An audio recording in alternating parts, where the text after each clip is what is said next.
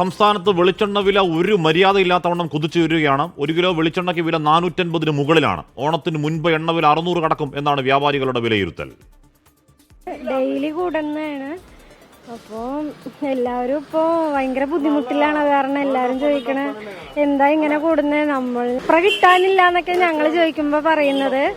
ഞങ്ങൾക്ക് സപ്ലൈ ചെയ്യുന്നവരോട് ചോദിക്കുമ്പോൾ കൊപ്ര കിട്ടുന്നില്ല എന്നൊക്കെയാണ് പറയുന്നത്. ബഡ്ജറ്റൊക്കെ ആകെ താറുമാറായിട്ടിരിക്കുകയാണ്. വാങ്ങണില്ല, വളരെ കുറച്ചാണ് വാങ്ങണത്. ഇപ്പോൾ വെളിച്ചെണ്ണയുടെ ഉപയോഗം കുറഞ്ഞു. വില കൂടിയെന്ന് പറഞ്ഞാൽ തേങ്ങക്ക് അത്ര വില മേടിക്കണില്ല നമ്മ കൊടുക്കുമ്പോ, പക്ഷെ വെളിച്ചെണ്ണക്ക് നല്ല വിലയുണ്ട്. ഇപ്പൊ വെളിച്ചെണ്ണ കുറവാ മേടിക്കുമെങ്കിലും കുറവാ മേടിക്കണേ. എന്നിട്ട് സൺഫ്ലവർ ഓയിലൊക്കെ മേടിക്കും. അപ്പൊ എന്ത് ചെയ്യാനാണ്, മേടിക്കാതെയും പറ്റൂലല്ലോ. വെളിച്ചെണ്ണ ഭയങ്കര വിലയാണ്, കൂടുതലാ വെളിച്ചെണ്ണ. ഇപ്പൊ തന്നെ 400 ചില്ലാനം രൂപയായി. ഇനി ഓണമാകുമ്പോ 500-600 ഒക്കെ വരും. എങ്ങനെ ഒരു സാധനങ്ങൾ വാങ്ങിക്കുന്നത് നമ്മള്? സൂര്യശ്രീയാണ് വാർത്തയുടെ. സൂര്യശ്രീ ഒരു നിവൃത്തിയില്ല എന്ന് പറഞ്ഞാൽ കഴിഞ്ഞ വർഷം ജൂലൈയിൽ 1 കിലോ വെളിച്ചെണ്ണയ്ക്ക് 150 രൂപയായിരുന്നു, 150 രൂപയും തേങ്ങയ്ക്ക് 32 രൂപയായിരുന്നു വില. ഇപ്പോൾ വെളിച്ചെണ്ണയ്ക്ക് ഇപ്പോൾ ഇന്നത്ര 450. ഇപ്പോൾ 410 നിന്ന് 450 എത്തിയത് കേവലം ദിവസങ്ങൾ കൊണ്ടാണ്. 450 നിന്ന് 500 എത്താൻ അത്ര ദിവസം പോലും വേണ്ടി വരില്ല. ഓണം വരാൻ പോകുന്നു, വെളിച്ചെണ്ണ വലിയ ആവശ്യമുള്ള സമയമാണ്. ഈ പോക്ക് ഇതെങ്ങോട്ടുള്ള പോക്കാണ് സൂര്യശ്രീ?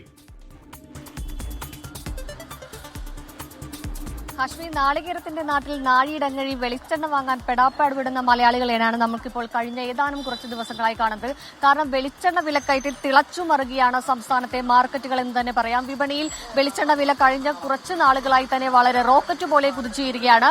1 കിലോ വെളിച്ചെണ്ണയ്ക്ക് 450 മുകളിൽ, മിക്ക കടകളിൽ 480, അത് ഈ 500-അടുത്ത് വരെയൊക്കെ എത്തിയിരുന്നു. പല റീറ്റെയിൽ ഷോപ്പുകളും 500 ഇത്തരത്തിൽ വില. ഹോൾസെയിൽ മാർക്കറ്റിൽ 450 ഒക്കെയാണ് വെളിച്ചെണ്ണയ്ക്ക് വന്നിരിക്കുന്നത്.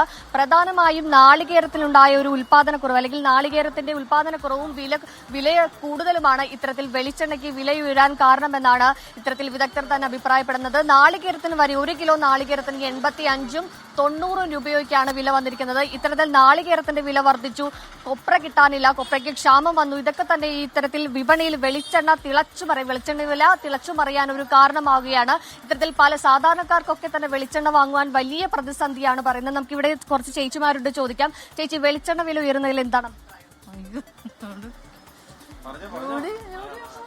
ചേട്ടാ? വെളിച്ചെണ്ണയുടെ വില വർദ്ധിക്കുകയാണല്ലോ. എന്ത് പറയാനാ, വെളിച്ചെണ്ണ ഡെയിലി വില കൂടിക്കൊണ്ടിരിക്കുകയാണ്. 2500 രൂപ 3000 രൂപ ഉണ്ടായിരുന്ന വെളിച്ചെണ്ണ ഇപ്പൊ പെട്ടെന്ന് ഒരു ബോക്സ് വെളിച്ചെണ്ണ എടുക്കുമ്പോൾ 5000 രൂപ വരും. സാധാരണക്കാർക്ക് വളരെ ബുദ്ധിമുട്ടാണ്. കാരണം തേങ്ങയുടെ വില ഡെയിലി വില കൂടിക്കൊണ്ടിരിക്കുക. 80 രൂപ 85 രൂപ 90 തേങ്ങക്ക് വിലയായി. അതാണ് സംഭവം. ഹാഷ്മി, ഇത് തന്നെയാണ്. മുന്നേ നമുക്കൊരു 500 രൂപയുണ്ടെങ്കിൽ കടയിൽ ചെന്നിട്ടുണ്ടെങ്കിൽ 3-4 ഐറ്റംസ് ഒക്കെ വാങ്ങാം. ഇപ്പോൾ ഒരു വെളിച്ചെണ്ണ തന്നെ കഷ്ടിച്ച് വാങ്ങാവുന്ന ഒരു അവസ്ഥയിലാണ്. അതിൽ വെളിച്ചെണ്ണ വില വർധന കാരണം സാധാരണക്കാരടക്കം വലിയ പ്രതിസന്ധിയിലായിരിക്കുകയാണ്. ഇനി ഓണവിപണിയൊക്കെ തന്നെ അടുത്തെത്തുകയാണ്.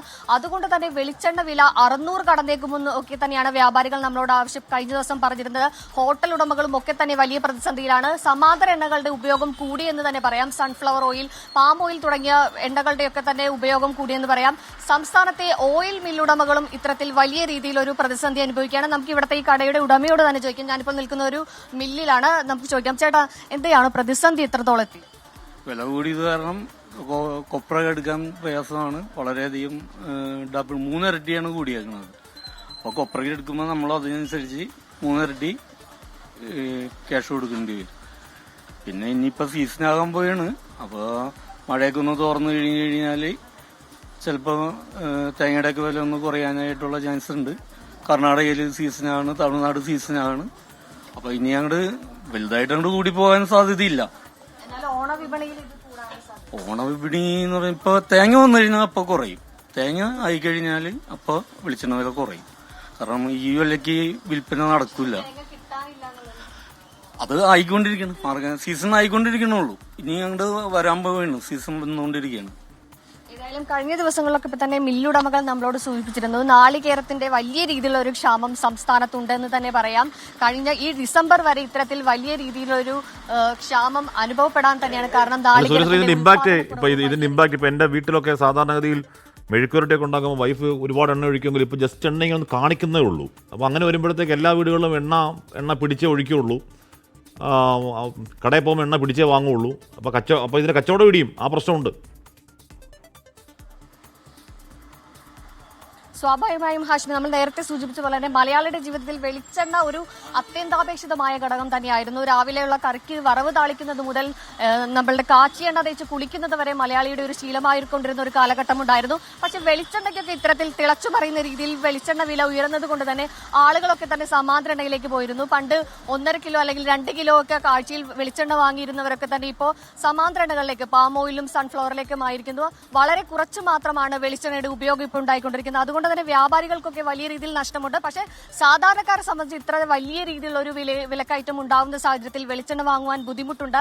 നമ്മൾ നേരത്തെ സൂചിപ്പിച്ചതുപോലെ തന്നെ നാളികേരത്തിന്റെ ഉൽപാദനക്കുറവിലുണ്ടായ ഒരു പ്രതിസന്ധിയാണ് ഇത്തരത്തിൽ വെളിച്ചെണ്ണ വില വർധനയിലേക്ക് എത്തിയത്. കാരണം കൊപ്രയ്ക്കൊക്കെ തന്നെ ക്ഷാമമുണ്ട്. നമ്മൾ നാളികേരത്തിന്റെ നാടാണ് കേരളം എന്ന് സൂചിപ്പിക്കുമ്പോൾ പോലും ഉൽപാദനത്തിന്റെ കാര്യത്തിൽ കേരളം വളരെ പിന്നിലാണെന്ന് തന്നെ പറയാം.